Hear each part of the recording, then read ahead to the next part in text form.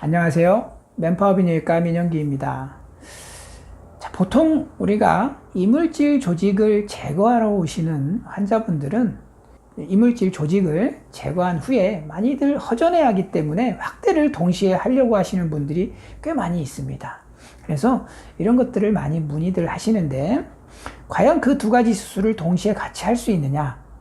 자, 우리가 큰 틀에서 보면 좋은 선택은 아닙니다.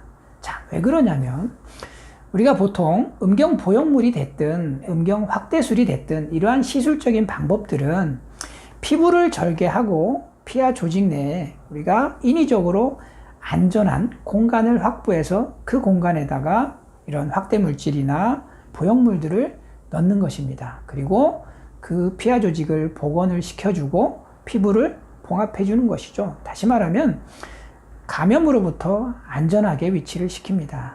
우리가 이물질 조직의 제거 수술은 피부를 절개하는 것으로 끝나는 것이 아니라 일단 기본적으로 문제가 되는 이물질 조직을 없애는 것이 첫 번째 목적입니다. 따라서 피부도 짧아지지만 피하 조직도 같이 모두가 없어지죠. 그래서 우리가 일반적으로 보형물이나 확대 물질을 안전하게 넣어줄 수 있는 피하 조직층이 사라진다고 보면 됩니다.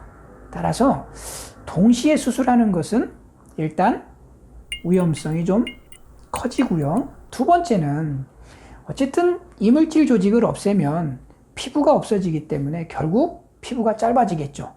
그런데 우리가 음경을 굵게 하고 길게 하고 하는 것들은 음경만 길어진다고 해서 되는 건 아니잖아요. 피부도 길게 해야 되는데 우리가 피부가 잘라지면서 짧아졌는데 이거를 또 다시 늘린다는 것은 상식적으로 좀 맞지 않죠. 그래서 큰 틀에서는 동시에 수술하는 것은 좋은 선택은 아닙니다.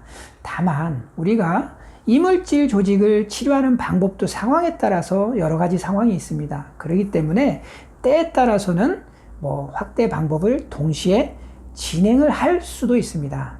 그렇지만 우리가 이러한 경우에는 확대 방법의 선택도 매우 중요하다고 볼 수 있습니다. 필러 시술을 생각하고 오셨다면 이것은 절대적으로 잘못된 생각이고요. 우리가 피부를 절개하고 조직을 떼어내고 그리고 봉합을 시켜주는데 이 부위에다가 필러를 주입한다. 이거는 앞뒤가 맞지 않는 얘기입니다.